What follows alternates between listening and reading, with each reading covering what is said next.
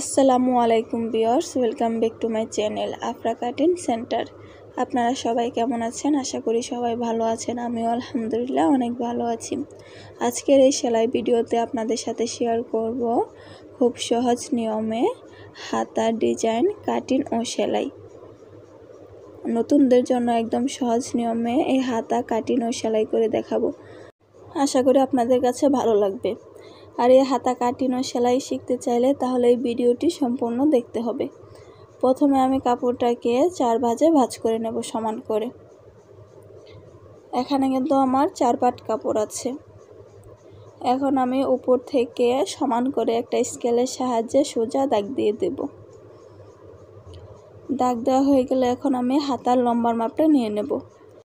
হাতার লম্বা হবে 11 ইঞ্চি। 11-এর সাথে আমি আরও 1 ইঞ্চি এক্সট্রা যোগ করলাম সেলাইয়ের জন্য। এখন একটা স্কেলের সাহায্যে সোজা দাগ দিয়ে দেব। দাগ দেওয়া হয়ে গেলে আমি মহড়ার মাপটা নিয়ে নেব। আমাদের হাতার মহড়া হবে হচ্ছে 5.5 ইঞ্চি। 5.5 ইঞ্চির সাথে আরও 1 ইঞ্চি এক্সট্রা সেলাইয়ের জন্য যোগ করলাম। এখন উপরে আরমহলের জন্য আমি 3 ইঞ্চিতে ডিপ দিয়ে দিলাম। এখন 3 ইঞ্চি পর্যন্ত আমি উপর থেকে একটা রাউন্ড শেপ দিয়ে মিলিয়ে দিয়েছি। এখন আমি একটা শেপ কার্ডের সাহায্যে উপরে আরমহলের থেকে আমি নিচে মোহরা পর্যন্ত দাগটাকে মিলিয়ে দেব। মিলিয়ে দেওয়া হয়ে গেলে এখন আমি কাপড়টুকু কেটে নেব। এটা হবে কনুই পর্যন্ত। কনুই থেকে আমি আরেকটু কাপড় অ্যাটাচ করব নিচে, যাতে একটু হাতা ঘের হয় তার জন্যে। কাপড়টুকু কেটে নেওয়া হয়ে গেলে এখন আমি মিডল বরাবর ছোট্ট করে একটা কাট করে দিলাম কাঁচির সাহায্যে। এখানে আমি আর্মহোলটা মাপ দিয়ে নিচ্ছি যে আমাদের বডির সাথে অ্যাটাচ হবে কিনা সমানভাবে। আর আপনারা আপনাদের বডির মেজারমেন্ট অনুযায়ী এখানে আর্মহোলটা কেটে নেবেন। আপনাদের একটু কমিয়ে বাড়িয়েও হতে পারে। এখন আমি নিচের যে ঘের দেব ওই ঘেরের কাপড়টা কেটে নেব। এখানে আমি প্রথমে কাপড়টাকে সমান করে কেটে নিয়েছি। তারপরে কাপড়টা আমি 4 ভাঁজে ভাঁজ করে নিয়েছি। এখানে কিন্তু অবশ্যই 4 ভাঁজে ভাঁজ করতে হবে, তা না হলে আপনাদের একসাথে দুটো হাতা বের হবে না। এখন উপরে যে হাতার কাপড়টুকু, এইটুকু আমি নিচের ঘেরের কাপড়ের উপর রেখে সেলাইয়ের জন্য কাপড় রেখে তারপরে হাতার লম্বার মাপটা নিয়ে নেব। আমাদের হাতা কমপ্লিট লম্বা হবে 16.5 ইঞ্চি। এখানে আমি উপর থেকে 1/2 ইঞ্চি সেলাইয়ের জন্য কাপড় রেখে তারপরে লম্বার মাপটা নিয়ে নেব। আপনাদের হাতা আপনারা যতটুকু লম্বা দিতে চান সেই অনুযায়ী আপনারা লম্বাটা নিয়ে নেবেন। এখন আমি লম্বার মাপটা নেওয়া হয়ে গেলে একটা স্কেলের সাহায্যে সোজা দাগ দিয়ে দেব। দাগ দেওয়া হয়ে গেলে আমি উপর নিচ থেকে আমি একটু রাউন্ড শেপ দিয়ে দেব, তাহলে হাতাটা দেখতে সুন্দর লাগবে। কাপড়টুকু কাটা হয়ে গেলে আমি সাইড দিয়ে আরেকটু কাপড় অ্যাটাচ করে ঘেরটাকে আমি আরেকটু বাড়িয়ে নেব। আপনাদের যদি একটু বেশি কাপড় থাকে তাহলে আপনারা একেবারেই কেটে নেবেন। বেশি করে কাপড় নিয়ে ঘেরটাকে একটু বাড়িয়ে তারপরে কেটে নেবেন। আমার যেহেতু এখানে বেশি কাপড় নেই তার জন্য আমি আরেকটু অ্যাটাচ করে নিচ্ছি। এখন আমি ওই কাপড়টার উপরে রেখে তারপরে একটা স্কেলের সাহায্যে একটু কোণাকোণে একটা দাগ দিয়ে দেব। দাগ দিয়ে তারপর আমি কাপড়টুকু কেটে নেব। আপনারা একটু খেয়াল করলেই বুঝবেন যে আমি কাপড়টা কিভাবে কাটছি। এখন আমি হাতার তালপাট কেটে নেব। আপনারা যদি জামাতে তালপাট কাটেন তাহলে হাতায় তালপাট কাটবেন, তা না হলে তালপাট কাটার দরকার নেই। এখানে আমি এক সাইড থেকে হাতার তালপাটটা কেটে দিচ্ছি।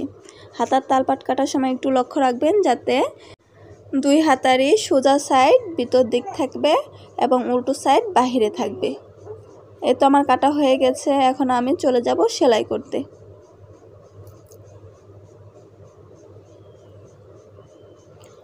সেলাই করার জন্য আমি হাতার নিচে কুচি দেব।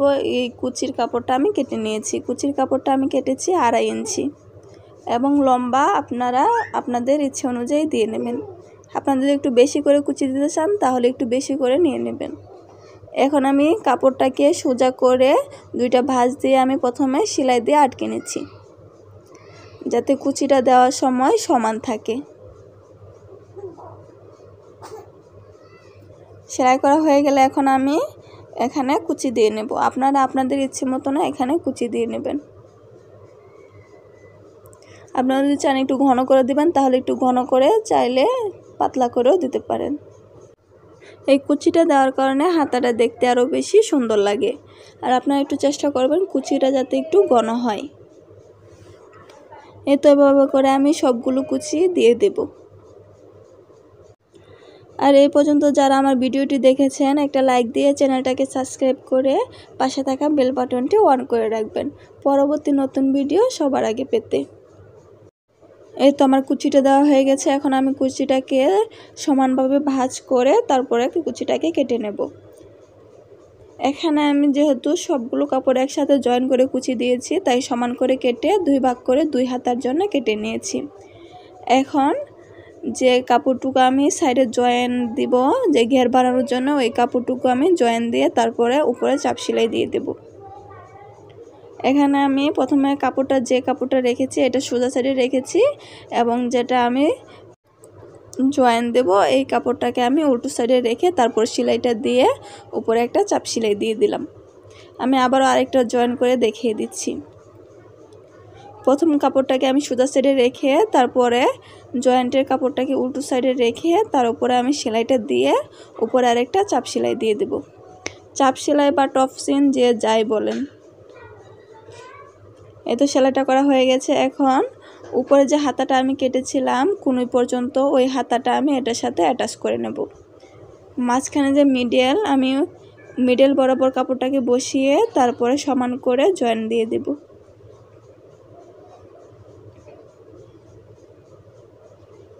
আর আপনারা যে অংশটুকু না বুঝবেন অবশ্যই কমেন্ট করে জানাতে পারেন, আমি কমেন্টে রিপ্লাই দেওয়ার চেষ্টা করব। আর আপনারা এই সেম ডিজাইনে যে কোনো বডির জন্যই হাতা তৈরি করতে পারেন। এখন আমি উপরে আরেকটা চাপ সেলাই দিয়ে দেব।